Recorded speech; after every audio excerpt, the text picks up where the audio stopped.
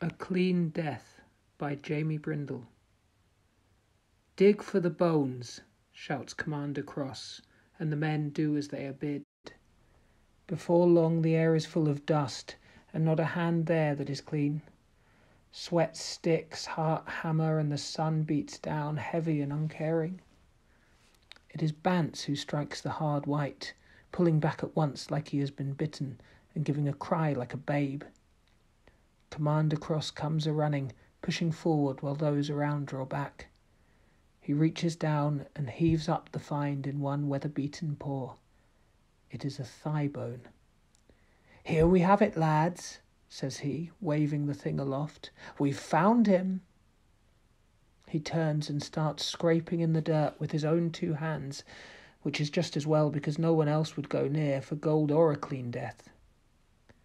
Commander Cross piles them high, one bone on the next, and soon the sorry fellow is out of the earth, skull and scapula, wrist and ankle, a rain of little finger bones, all gnawed white and shining.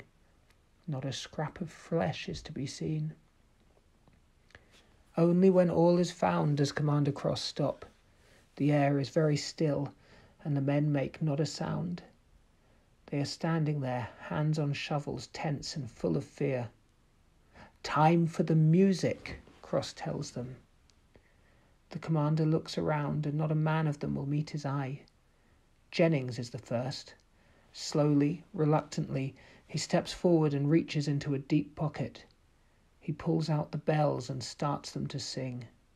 "That's the way," says the commander, and all there follow until the air is full of tinkle and ring, and all the little bells sing their song.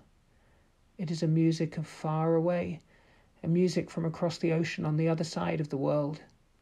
The bones remember the music, as the commander knew they would. They were bound to those bells under different stars, and the old magic is strong in them. First a shift, then a scrape. The bones twitch and wriggle, moving one to the next, lining up and kissing close. Commander Cross smiles. He whips his hands about, and the men know what he wants. They ring the bells harder. The music swells in the air, and the sun seems to dim.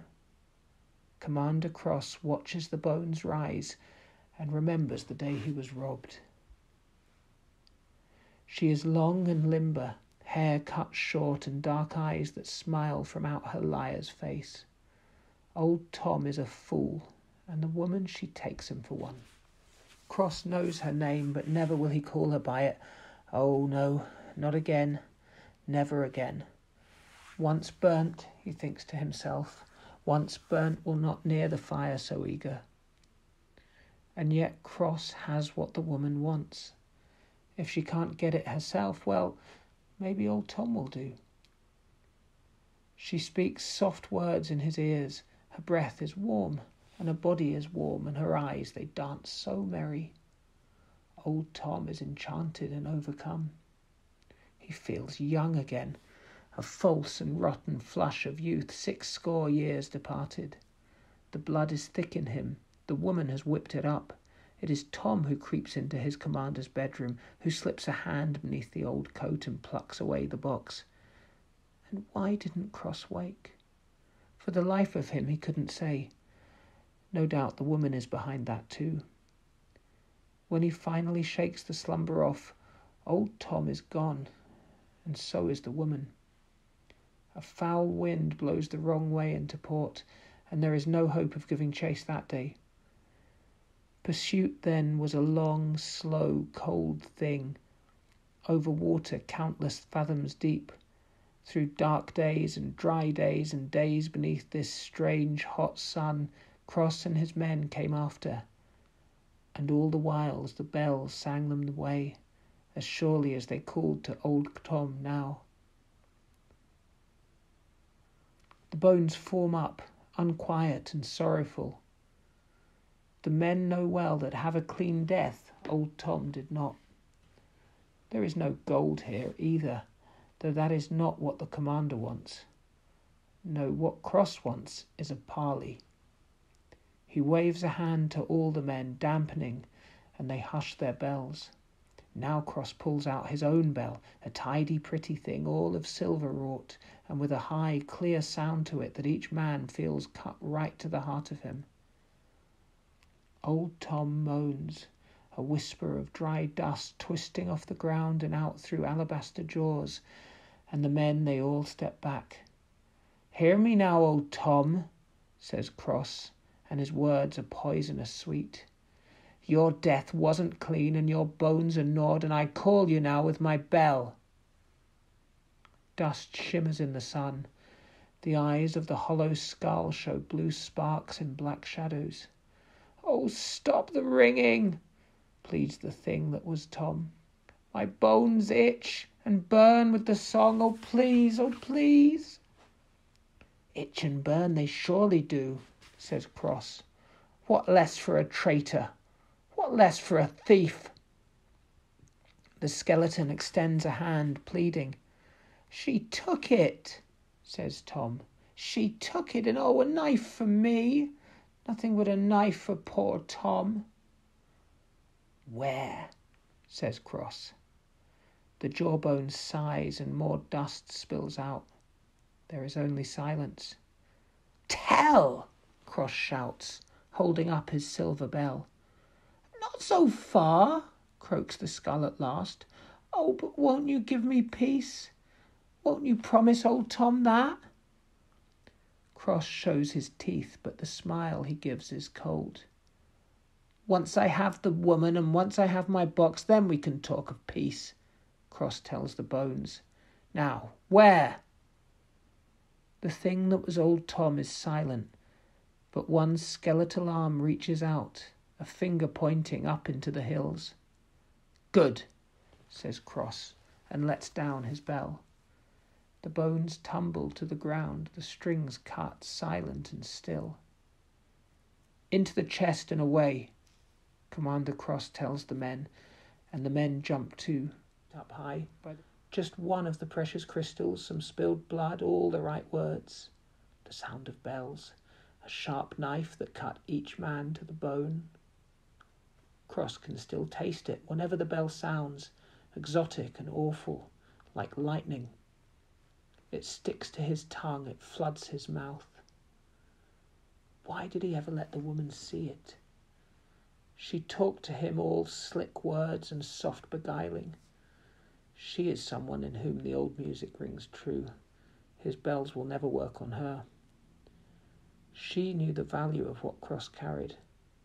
She knew it, and she wanted it from the first.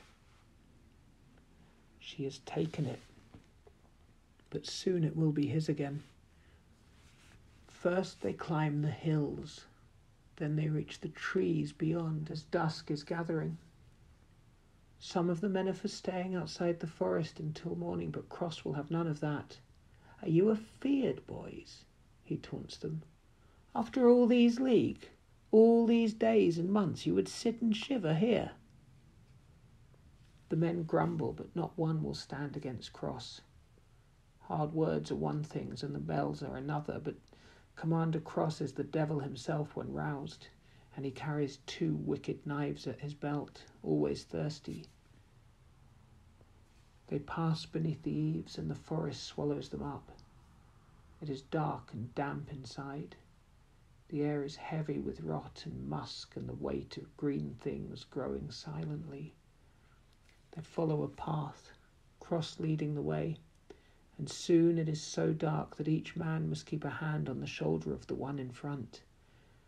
There are noises in the darkness, snuffling and sighing and bright eyes peering out at them. Hours pass, and at last the men are so tired they are stumbling. Cross is loath to stop, but the men plead and beg, and at last he relents. "Eat your meat, rest your legs," he tells them, "but not for long, and no fire." The men throw themselves down, grateful and ravenous. They eat meat, they drink sour wine. Cross sits by himself and eats nothing and broods. Cross is remembering the day the crystals came to him. It was many moons gone by in a far corner of the world when Cross was a much younger man. When he closes his eyes, he can see his own face as it used to be, fresh and hungry, with no lines of age nor scars of woe. It was a jail where he found the broken man, a cell delved deep in the earth in an old city whose name he never knew. He had just been crossed then, no commander of men, and no man cared if he told them to jump, or if he rang a bell, or if he lived, or if he died. He had dreams, though. He had plans. Songs and old stories pointed him the way. No one else believed, but Cross, he had a hunger. He had to believe. He had tracked the broken man across the maps and out of their margins, following the rumours until he found this place, the ruins of an old manse. Cross had bribed the jailers to let him in, even though their master forbade visitors. Their master wanted only to be left to rot in his cell, deep down under the earth, for it was his prison and he paid the jailers. He wanted only to be left alone, to keep the whole wide world beyond his bars. "Are you him, my dear?" Cross had asked the broken man, though he had known he had found the old general, known it beyond a doubt. The man drooled through broken teeth and had eyes all of white. The crystals had given him glory, then taken their toll, burnt him out, burnt away the heart of him. His will had been measured, and he had been found wanting. In the end, taking the crystals from the broken man had not been hard. He had screamed and raved and fought with tooth and nail, but Cross had been young and strong. He would have what he wanted. When Cross finally took the little bag of crystals for his own, the man had shrieked and fallen to the floor. Those screams had followed Cross up the twisting stair and away into the night. Much later, Cross would wonder, though. It might have been screams. Maybe it was laughter. A redness flickers and Cross surfaces. He swims up from the depths of memory and realizes what is happening. It is too late to stop them, too late to undo their folly. The men did not listen. They've built a fire, not high, but ravishingly beautiful in the deep darkness. Cross cannot see the eyes beyond the path anymore, but he can feel them. There are bodies out there, vast bodies moving beneath the trees, claws creeping, great muscles coiling, sharp teeth and hungry gullets, all a churn. The men have doomed themselves, and they don't even know it. But not Cross. Oh no. The commander will not be caught so simple. Cross rises on his haunches, tense and ready. Next to him, Bance is laid flat, seeping and oblivious. Cross can't save them all, but a friend would be useful indeed. He reaches out, shakes Bance.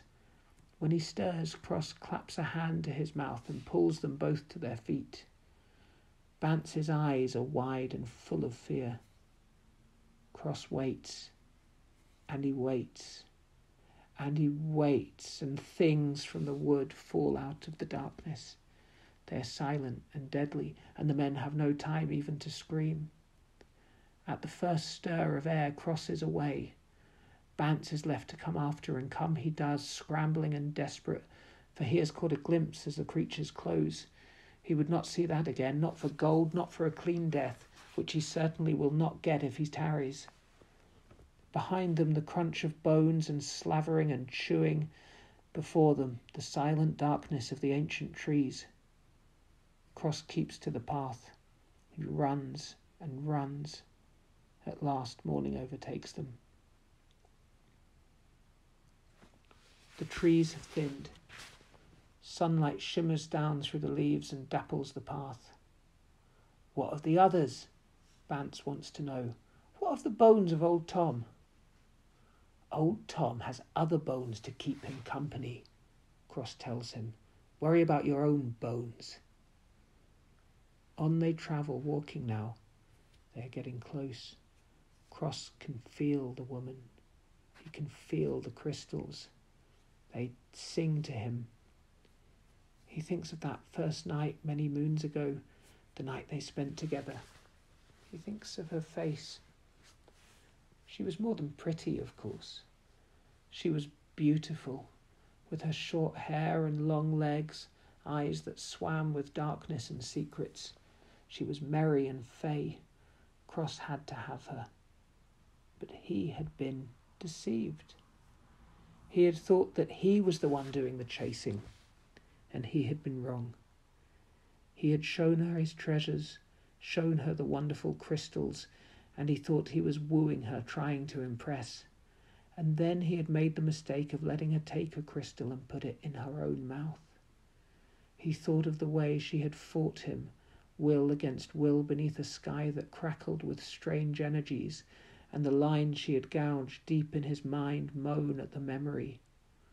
"What's that?" says Bant, pointing a hand. Cross looks ahead and sees very well. It is a shack, a wooden house built all aslant and tumble. Smoke rises from a chimney thick and dark. "We've found her," says Cross. On he walks, neither hurrying nor halting, right up to the door. He raises his hand and knocks. All around there is a deep silence. The birds have stopped their singing. The crickets in the grass are still. Of a sudden, Cross wonders if he has not made a mistake. After all, the advantage is hers. It is her house, and she has all the crystals. He barely hurled her away before, and that had taken more than a few of the precious things. His mouth had felt full of lightning for a month. "Maybe she is not to be found," suggests the coward Bants, and Cross spits and makes up his mind. "We should turn back," presses Bants. "There's no clean death to be found behind that door." "I'm taking back what she stole," Cross tells Bants flatly. The door is not locked. It creaks open and Cross peers inside.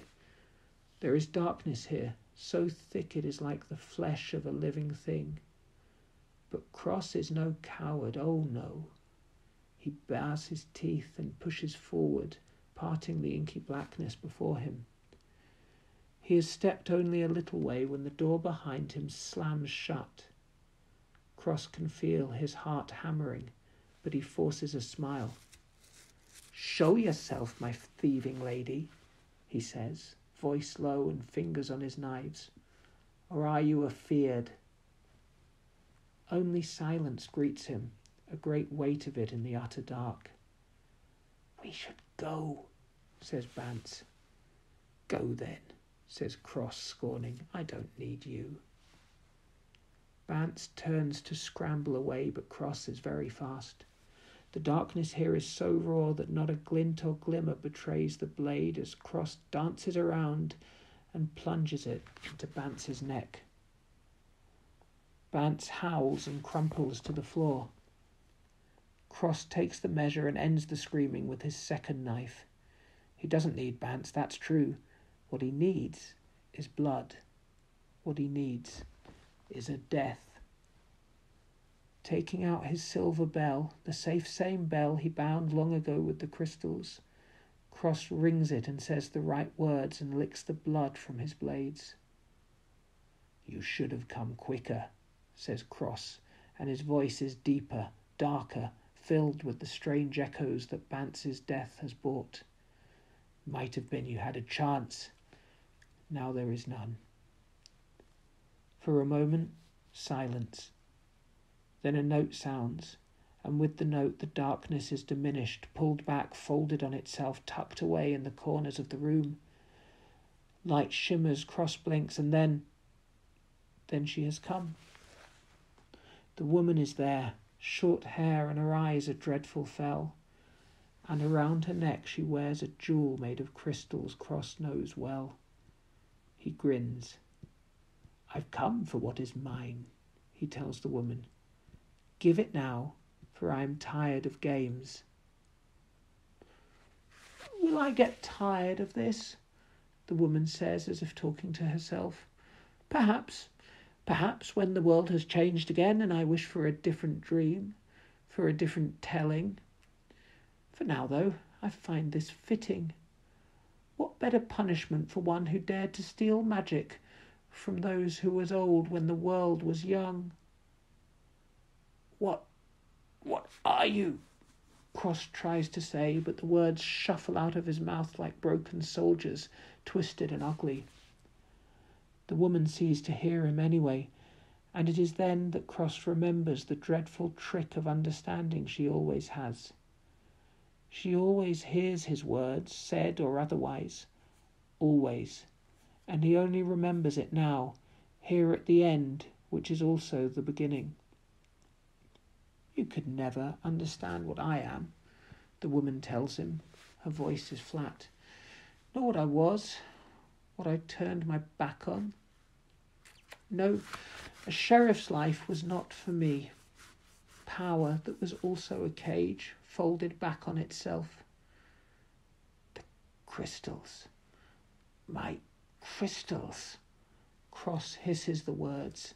His desire is so close, so far out of reach.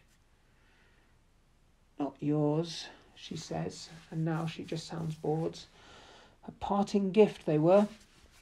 They might cast me out, but I would not leave the academy empty-handed, would I? Not after so many lost years, so many lost cycles. Cross wants to know more. He wants to understand, but already she is walking away. The walls of the cottage begin to fade, replaced by an endless expanse of dust. And in the dust, falling, motes small and filled with horror, Cross remembers all. He remembers the night she took the crystals from him. He remembers the way they fought, mind on mind, will on will. And he remembers that he lost. He never left that room. He is still there, has been there ever since, trapped inside his broken mind. For one terrible moment the expanse of his misery is stark before him, and Cross screams for the woman to kill him, to give him a clean death. But she just laughs and looks at him with those merry eyes a-dancing. Then Cross falls through the navel of the world, through darkness that lasts for 1,000 years, and then it is gone. His mind reels, steadies, patches holes around something fearful, something he half remembers. He clutches for it, but it is gone. He sighs. What is he doing? He feels the heat of the sun beating down, looks at the faces staring back at him, waiting for his command. Yes, thinks Cross, soon I will have her. Soon she will be mine. Dig for the bones, shouts Commander Cross, and the men do as they are bid. The end. That was A Clean Death, written and read by me, Jamie Brindle. You can find it amongst 9 other stories in a collection of the same name. See the link in the video description. The illustration was by Olesya Hupalo, commissioned for this story. You can find this and other stories available to read on my website, www.jamiebrindle.com. If you want to support the channel, a free way is to like the video and subscribe for more content, and to share anywhere on social media. A non-free way is to buy an ebook from Amazon, a print book by ordering it from an independent bookshop, or a limited edition NFT from my showcase on Cargo.